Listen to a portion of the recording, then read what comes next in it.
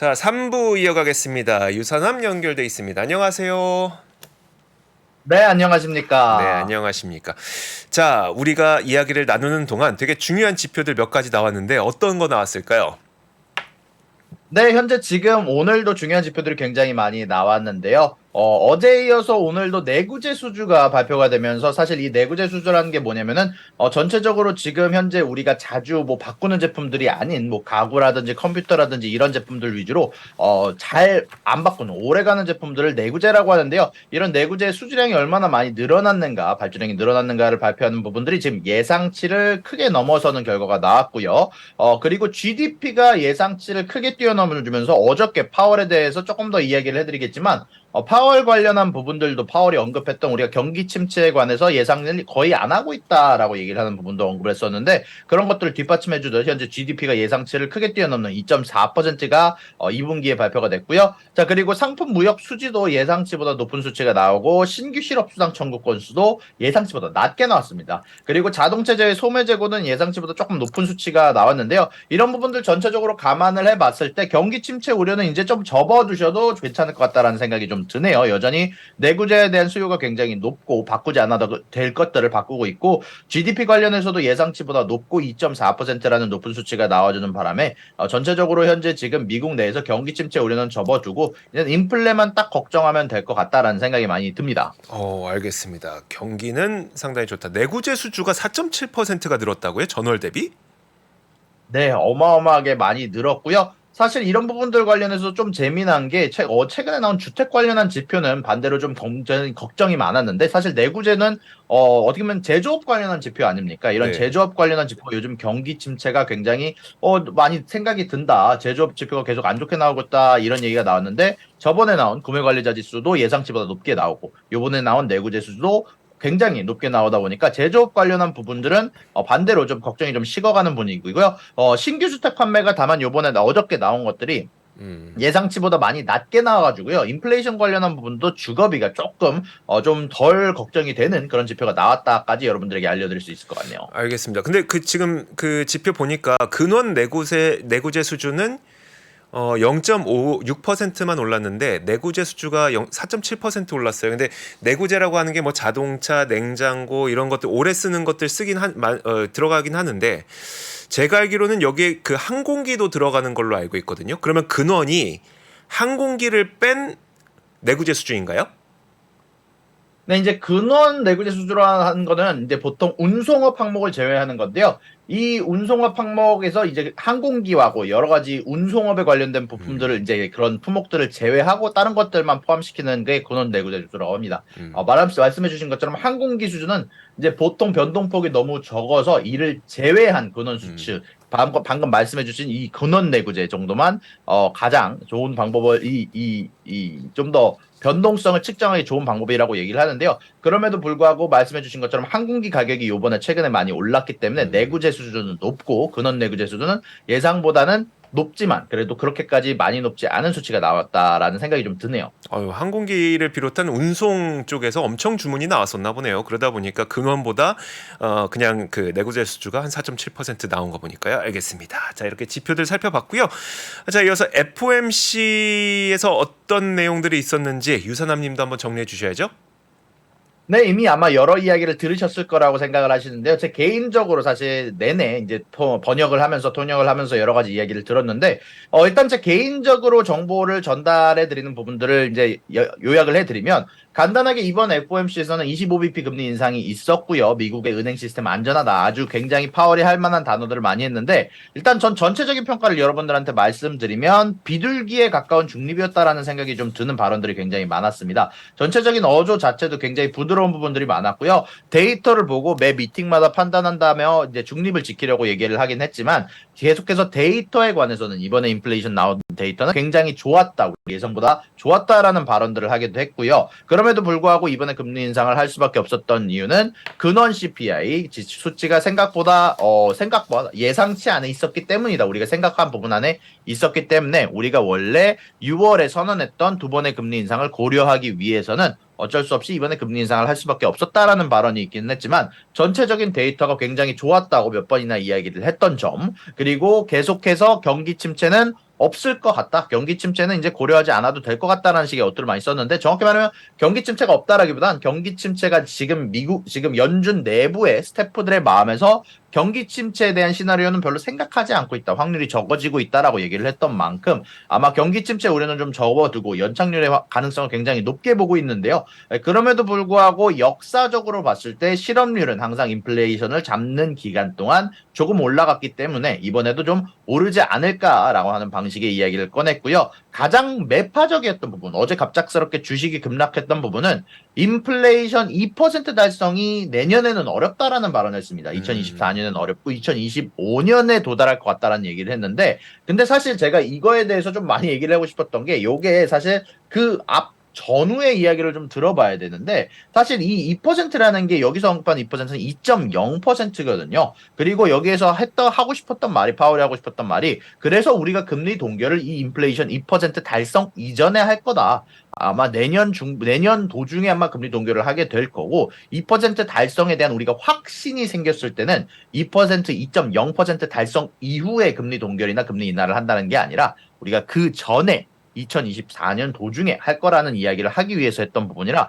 사실 저는 그렇게 매파적인 발언이라고 보지는 않았고요. 금방 복구할 거라고 생각을 했고 실질적으로 장마감까지 계속해서 복구를 하려는 움직임이 나왔다라는 걸 여러분들한테 알려드릴 수 있을 것 같고요. 그리고 금리 인하는 이번에 안에 없을 거다라고 거의 대부분 뭐 거의 확신하듯이 이야기를 했고요. 내년에도 최소 몇 번의 미팅이 지나야지 고려를 할 수 있다라고 얘기를 하면서 최소 1년간의 금리 인하는 아마 없을 것 같다라는 분위기를 연출하기도 했습니다. 네, 알겠습니다. 그것 때문에 뭐 장 막판 좀 흔들리긴 했는데 오히려 오늘은 그런 분위기가 전혀 느껴지지 않을 정도로 상당히 강한 시작의 움직임을 보여주고 있어요. 자, 이런 가운데 유럽 중앙은행이 조금 전에 금리 결정을 했고요. 그리고 시장이 예상했던 대로 25bp 인상을 했네요. 네, 맞습니다. 현재 ECB도 금리를 25bp 인상을 한다라고 발표를 했고요. 다만 여기에 관해서 재미난 뉴스들이 올라오고 있는데 애널리스트들은 이번이 아마 금리 인상 관련해서 올리고 나서 쉬어가는 구간이 아마 9월 달에 올 거다라고 얘기가 나오고 있는데요. 이제 미국이 했던 것처럼 아니 캐나다가 했던 것처럼 현재 금리 동결을 해서 쉬어가면서 경제 상황을 살펴가는 구간은 아마 ECB가 만들 것 같다라고 얘기하는 발언들을 내놓기도 했습니다. 네, 알겠습니다. 사실 지금 유럽은 좀 경기 상황이 안 좋습니다. 지금 그 GDP 성장률도 뭐 그 독일의 지난 1분기는 또 역성장하기도 했었고요. 0.1%지만 어쨌든 유럽은 경기가 안 좋아서 너무 많이 올리면 안 될 것 같아라는 좀 의견들이 좀 있는 것 같더라고요. 그러다 보니까 ECB가 이번에 25pp 올린 게 거의 끝자락 아니겠냐, 아니면 좀 쉬지 않겠냐 이런 것들이 오히려 시장에서는 또 긍정적으로 받아들여지고 있는 것 같아요. 자, ECB 금리 올렸고요. 자, 다음 뉴스 한번 들어볼까요? 네, 다음 뉴스는 넷플릭스와 마이크로소프트가 지금 현재 광고 관련한 파트너십을 맺었다라는 뉴스가 나오고 있는데요. 현재 지금 넷플릭스가 지금 광고 가격 자체를 낮추기 위해서 지금 현재 마이크로소프트와 계약을 해서 지금 현재 광고 관련해서 여러 가지 기술적 지원을 받고 있다라는 뉴스가 로이터와 월스트리트저널을 통해서 현재 언급이 되었다라는 뉴스가 나오고 있네요. 저게 어떤 내용일까요? 아직 정확하게 내용이 발표된 거는 아니라서 어떤 부분에서 기술적 지원이랑 어떤 부분에서 계약을 맺었는지 저도 디테일하게 보지는 못했고요. 5시간 정도 전에 이제 월스트리트 저널을 통해서 나오는 내용이라 추가적인 내용이 나오는 대로 여러분들에게 알려드리도록 하겠습니다. 네, 알겠습니다. 일단 뭐 밸런스의 그 기사 제목을 보니까 넷플릭스가 그러니까 광고 매출의 성장률을 아주 부스트할 계획이다. 그런데 그 키가 마이크로소프트다라는 제목인 거 보니까 마이크로소프트가 제공하는 무엇인가의 툴을 이용해서 광고를 좀 부스트하겠다는 얘기인 것 같은데 어좀 정확한 구체적인 그 내용은 아직 공개가 되지 않았다고 하니까 한번 기다려 보도록 하겠습니다. 자, 넷플릭스가 마이크로소프트와 광고 계약을 맺었다라는 소식 들어봤고요. 자, 다음 뉴스는 어디일까요?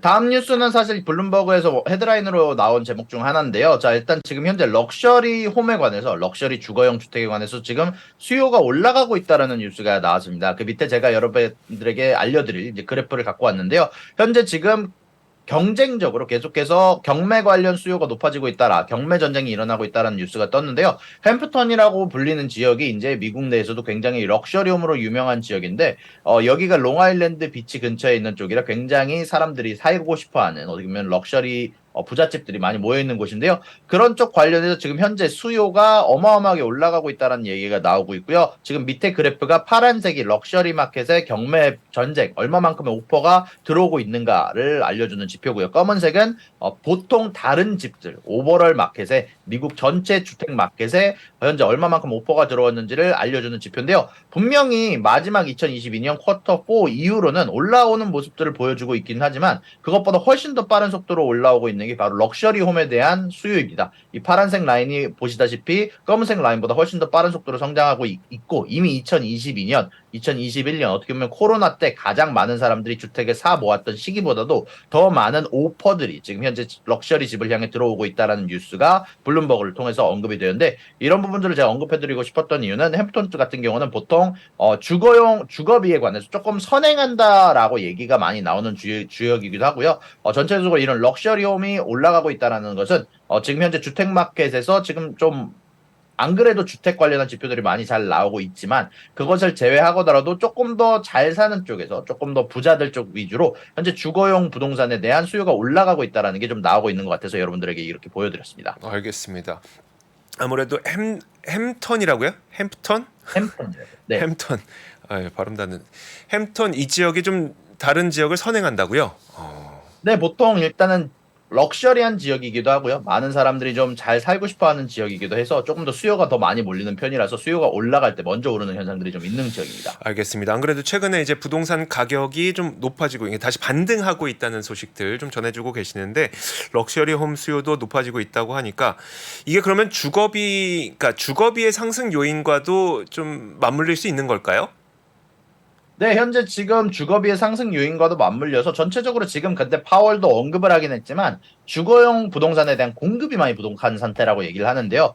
지금 당장 코로나 사태 때부터 쭉 이어진 주거용 부동산이 잠깐 멈췄던 부분, 주거용 부동산이 지어지는 게 멈췄던 부분들이 아직까지 영향을 주고 있다라고 판단을 하고 있고요. 파월이 언급한 바에 의하면 아무래도 이런 부분들이 정상화되는 데는 조금 더 시간이 걸릴 거다라고 얘기를 했고요. 그동안은 계속해서 금리 관련한 부분들을 억누르고 있지만 이런 부분들도 조금 더 금리 인상 기간이 오랫동안 지속돼야지. 지금 우리가 금리 인상한 기간이 짧다 보니까 이 기간이 오랫동안 지속이 되면서 좀 더 수요가 억누르는 현상이 나와야지 주거용 부동산의 가격이 조금 더 다시 또 진정세로 나올 거다라는 얘기를 하기로 했습니다. 네, 알겠습니다. 자, 이렇게 부동산 시장도 짚어봤습니다. 워낙 물가랑 밀접한 연관이 있으니까요. 자, 다음 뉴스는 이것도 물가인데. 국제 유가가 또 90달러까지 갈 수 있다는 전망이 나왔어요.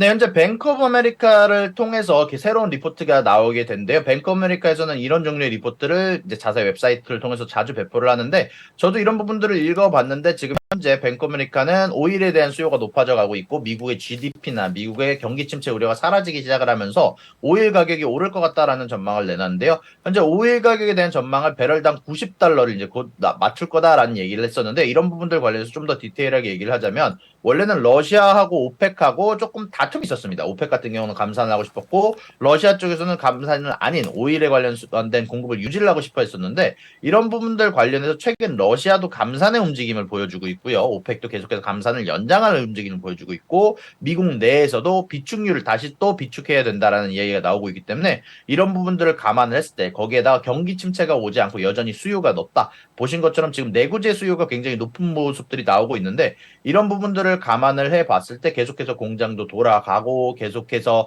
오일 공급도 줄어들고 하는 방향 안에서 오일 가격이 더 많이 상승할 거다라는 이야기가 뱅크 아메리카를 통해서 언급이 됐네요. 알겠습니다. 그 요즘에 그 뉴저지의 휘발유 가격, 가솔린 가격은 어느 정도 돼요? 많이 올랐나요? 뉴저지의 가솔린 가격은 의외로 좀 많이 안정된 수치를 많이 유지를 하고 있는데 제가 사실 회사에서 가솔린을 이제 보통 기름을 넣어 주어가지고요. 저 같은 경우는 딱히 신경을 안 쓰고 다니다 보니까 다만 제가 한 3주 전까지, 한 2, 3주 전에 조사를 했을 때까지만 하더라도 오일 가격이 커다랗게 상승하는 모습들이 나오지는 않았습니다. 아유, 대학교는 장학금 받고 다니셔서 대학생들 그 학자금 대출 갚는 거 그거 잘 모르겠다고 하고 기름은 회사에서 넣어줘서 기름값 올라가는지 모르겠다고 하고 진짜 엘리트신 것 같아요, 우리 유선남님은. 아, 대단해. 아유, 옆 동네, 옆 동네. 자, 저기 안 그래도 저도 그게 좀 궁금했는데 대화창에 뭔가 물어보셔서 아니 럭셔리 하우스라고 하면 뭐 얼마짜리 이상을 럭셔리 하우스라고 하는 거예요? 아마 럭셔리 하우스라고 하면 보통 한 10 밀리언 달러 이상의 집을 보통 얘기를 하는 게 럭셔리 홈이라고 보통 많이 얘기를 하죠. 10 밀리언이면 100만, 1000만 달러니까 130억 원 이상 정도의 이쪽 햄프턴 쪽 지역을 좀 얘기를 해드리면 여기가 이제 보통 CEO들이 굉장히 많이 산 지역이고요. 네. 뭐 이 갭의 CEO라든지 아니면 여러 CEO가 별장들을 많이 가지고 있는 지역이라 만약에 가시게 되면은 그냥 모든 차들이 지나다니는 게 막 뭐 람보르기니, 뭐 아벤타도르 이런 차들이 엄청나게 많이 다니던 지역이다 보니까 그런 쪽에 존재하는 집들 가격이 거의 한 10 밀리언, 뭐 20 밀리언, 뭐 높게는 그보다 훨씬 더 비싼 가격들의 집이 즐비한 곳이라. 예. 알겠습니다. 130억 원 이상의 막 정말 그걸 세컨 하우스로 쓰시는 분들이 모여 있는 햄턴. 알겠습니다. 자, 이제 실적 한번 보도록 하죠. 메타가 오늘 아침에 이제 실적 발표했는데 저도 보고 좋다 생각했습니다. 어떻게 나왔을까요? 네, 현재 메타의 주가가 굉장히 많이 올라가고 있는데요. 장전부터 10% 정도 올라가고 있는데 사실 매출과 EPS 양쪽 다 아주 좋은 성적이 나왔는데 어제 이 성적이 발표됐을 때는 사실 6%까지 올랐다가 3% 상승으로 떨어졌었습니다. 사실 그때까지만 하더라도 많은 사람들이 좀 의구심을 가지고 있는 부분들이 좀 있었는데 어닝콜 도중에 계속해서 새로운 정보들을 내주면서 주가가 계속해서 상승하게 됐는데요. 메타가 현재 AI 관련한 모멘텀을 계속해서 어닝에서 발표를 하면서 여러 가지 언급을 하기도 했고요. 이것뿐만이 아니라 가장 좋았던 점은 결국 이런 유튜브 수익에서 보셨다시피 광고 관련한 매출이 굉장히 많은 상승이 되었다라는 뉴스가 있었고요. 이것뿐만이 아니라 주커버거가 나와서 연설을 하면서 앞으로 나올 제품들에 관해서 굉장히 많은 하입, 굉장히 많은 좋은 감정을 투자자들의 좋은 감정을 가져다 줄 수 있는 말들을 많이 했는데 다음 쿼터 때문에 다음 쿼터에는 굉장히 많은 새로운 제품들이 출시가 될 거다라는 얘기를 하면서 라마2, 스레드, 릴스 그리고 새로운 AI 관련 제품들과 그리고 퀘스트 3까지 이제 곧 나오게 될 거다라고 얘기를 하면서 계속해서 투자자들을 굉장히 뜨겁게 만들어주는 부분들이 있다 보니까 전체적으로 오늘 장에서 그런 모습들이 추가적으로 나타나고 있는 것으로 나오고 있습니다. 네, 알겠습니다. 그런데 그 치폴레 있잖아요. 멕시칸 음식 만드는 정말 유명한 그 치폴레는 실적이 별로 안 좋았습니까?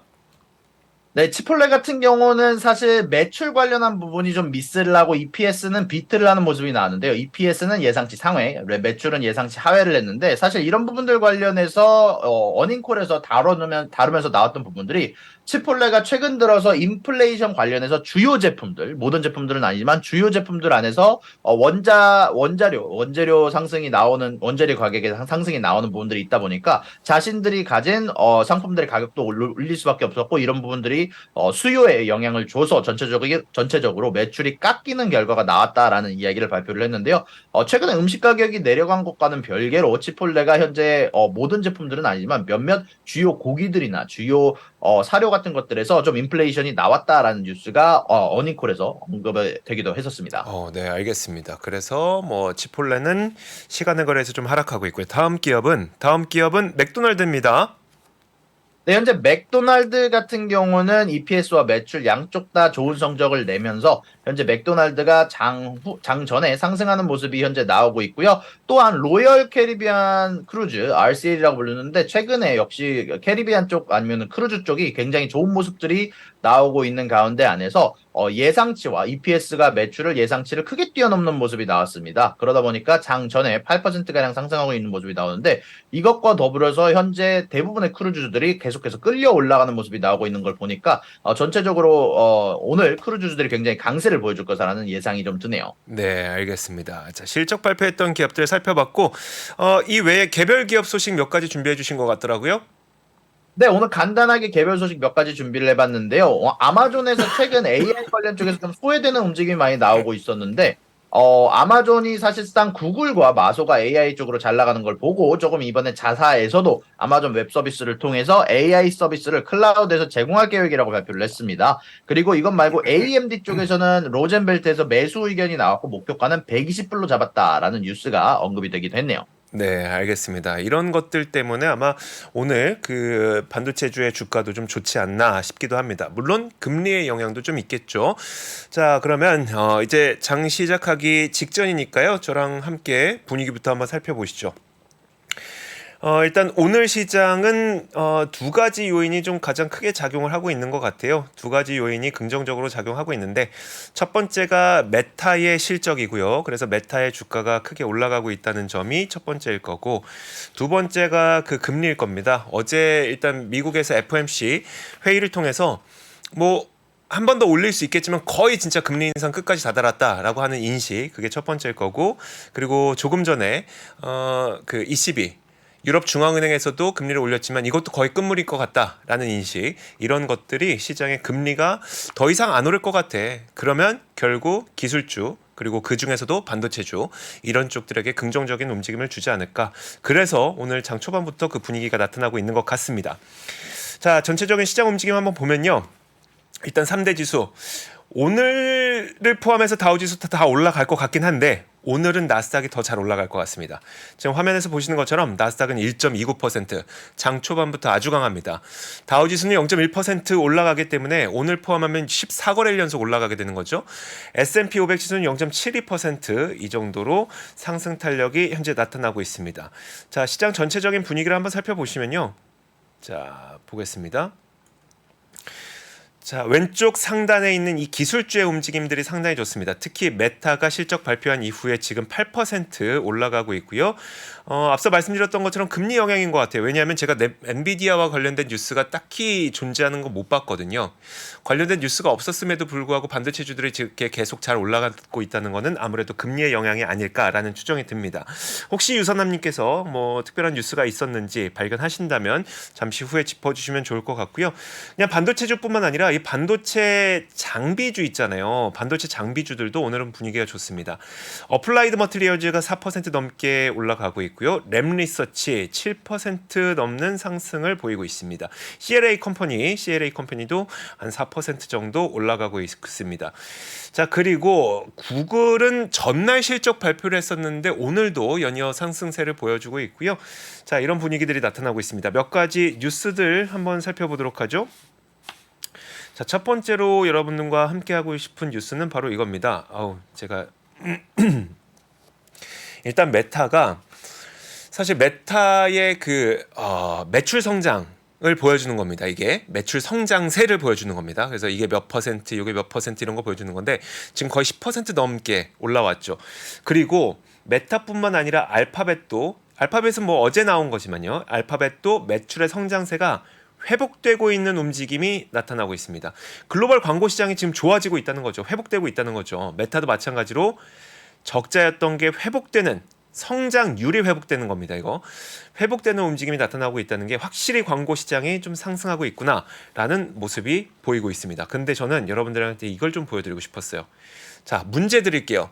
이게 둘 중 하나가 마이크로소프트고요. 둘 중 하나가 그 알파벳입니다. 어느 게 마이크로소프트일까요, 여러분? 이거 얼추 비슷하게 움직이는데 파란색이 지금 상승세가 더 좋아요. 그러니까 올 YTD예요. 연초부터 지금까지 상승세, 주가 상승세. 이 둘 중에 어느 게 마이크로소프트일 것 같으세요? 아무래도 오픈 AI를 비롯한 이제 인공지능과 관련된 열풍이 상반기에 불었기 때문에 저는 사실 마이크로소프트가 더 상승폭이 좋을 거라고 생각했거든요. 근데 지금 보면은 알파벳의 상승폭이 더 큽니다. 파란색이 알파벳이고요. 빨간색이 마이크로소프트입니다. 마이크로소프트가 이게 어제장 마감 기준이니까 41% 올랐고 알파벳이 46% 올라서 알파벳이 조금 더 잘 올랐거든요. 제가 무슨 얘기를 들고 싶은 거냐면 사실 미국 주식의 특징이라고도 할 수 있을 텐데 미국 기업은 뉴스만으로 가지 않는다는 말씀을 좀 드리고 싶은 겁니다. 상반기 내내 사실 우리가 생각했던 게 오픈 AI는 이렇게 잘 나가는데 구글의 바드는 좀 뒤처지는 거 아니야? 라고 생각했지만 결국 주가 상승률 한번 보시면요. 알파벳이 더 잘 올라갔습니다. 결국은 이 기업의 이익 따라 올라가는 게 미국의 기업인 것 같거든요. 그리고 이번 실적에서도 봤던 것처럼 실제 이익은 광고의 본업이 되게 회복세가 좋았던 구글이었잖아요. 이런 것들이 결국에 주가에 반영되는 거 보면은 미국은 진짜 뉴스 따라가는 건 아니다. 뉴스 따라가지 않는다라는 생각이 들어서 본업의 이익과 매출이 잘 느는 기업이 결국은 주가도 잘 올라가더라라는 것을 좀 보여드리고 싶어서 말씀을 드렸습니다. 자, 그리고 제가 여러분들한테 한 가지 소개해드리고 싶은 소식이 있습니다. 뭐냐면 이겁니다. 화면 함께 보시죠. 지금 자동차 기업들이 테슬라 따돌리기라고 해야 될까요? 테슬라 따돌리기를 하고 있어요. 뭐냐면 GM, BMW, 혼다, 현대, 기아, 벤츠, 스텔란티스 이 6개의 기업 있잖아요. 이게 7개 자동차 완성체 기업 있잖아요. 이 기업들이 GM을 필두로 충전 네트워크 조인트 벤처를 우리가 만들어 보면 어떻겠냐라는 이야기가 지금 오고 가고 있다고 합니다. 왜냐하면 이제 지금 테슬라의 슈퍼차저라고 하는 슈퍼차저 그 충전 네트워크를 뭐 현대도 탑재할까 고려하고 있죠. 포드도 탑재할까 고려하고 있죠. 스텔란티스도 탑재할까 고려하고 있죠. 이렇게 되다 보니까 야 이거 너무 테슬라 쪽으로만 이제 충전 네트워크가 편중되는 거 아니야? 라는 움직임이 좀 있는 것 같습니다. 그래서 어제 이게 어떤 식으로 시장에 좀 반영됐었냐면요. 시장 움직임을 한번 보면 사실 이 완성 OEM 업체들의 주가가 크게 올라간 건 아니었었는데 오히려 그 작은 기업들 있죠. 뭐 리비안이라든지 리비안 한번 보죠.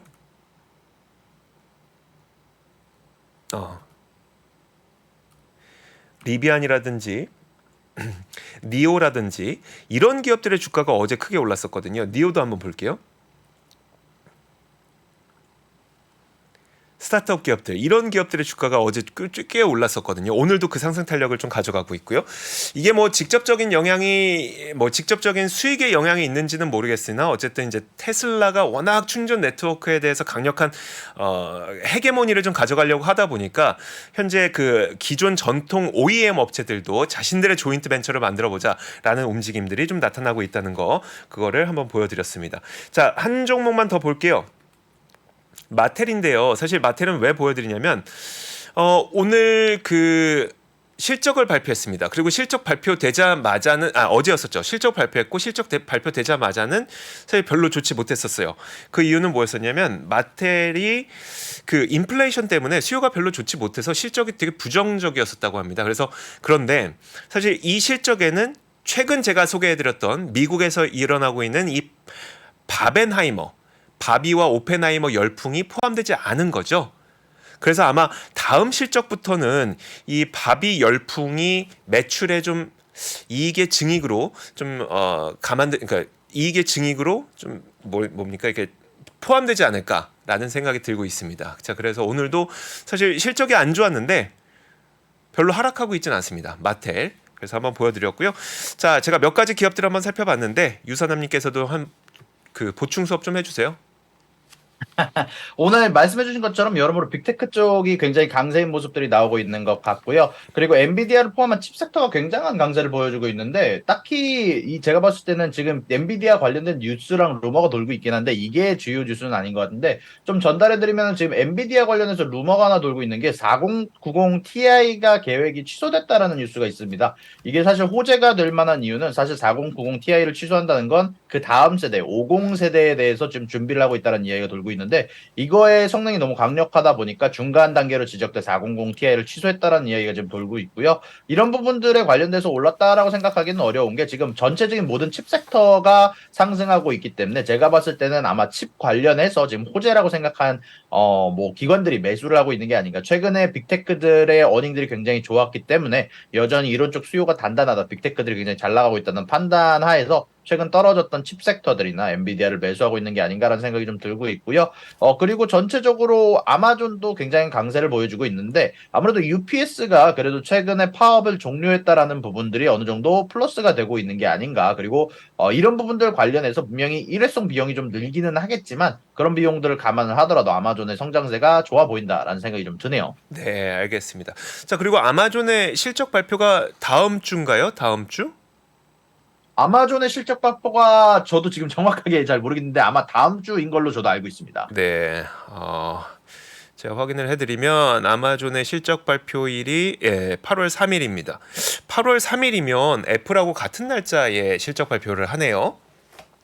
네, 알겠습니다. 재미나게 볼 수 있을 만한 요소가 되긴 그날 하루 변동성이 좋을 것 같습니다. 자, 그러니까요. 자, 아마존과 애플 실적 발표가 다음 주에 예정돼 있는 가운데 특히 이제 아마존 실적 발표 앞두고 좀 상승세를 보여주고 있는 것도 말씀을 해주셨습니다. 자, 좋습니다. 이렇게 오늘도 미국 시장 개장 상황까지 한번 살펴봤습니다. 유사님님 오늘도 말씀 고맙습니다. 감사합니다. 네, 감사합니다. 자, 저희 글로벌 라이브도 여기서 마치도록 하겠습니다. 저희는 내일 같은 시간에 오도록 하겠고요. 제가 지금 약간 목 상태가 안 좋아요. 여러분들도 아시겠지만 중간에 제가 기침 몇 번 하고 했었거든요. 이게 뭔가 바이러스가 도는 것 같습니다. 건강 꼭 챙기시고 그리고 가족분들 건강도 잘 챙기시고 저희는 내일 다시 올게요. 고맙습니다. 복잡하고 어렵게 느껴지는 재무제표와 용어들. 친절한 투자 멘토 사경인 마스터가 매주 새로운 콘텐츠로 알기 쉽게 설명해드립니다. 재무제표 분석과 포트폴리오 구성, 뭐 양대 재무제표라고 그러면 대차대조표랑 손익계산서가 있거든요. 매수 매도 방법, 이때 사는 게 좋겠네. 이렇게 사면 좋겠다. 근데 이렇게 살려면 뭘 해야 되냐면요. 나머지 3분의 1은 놔둬봅니다. 어디까지 가는지. 실전 투자 팁까지 알려드립니다. 오직 3프로 멤버십에서만 만나실 수 있습니다.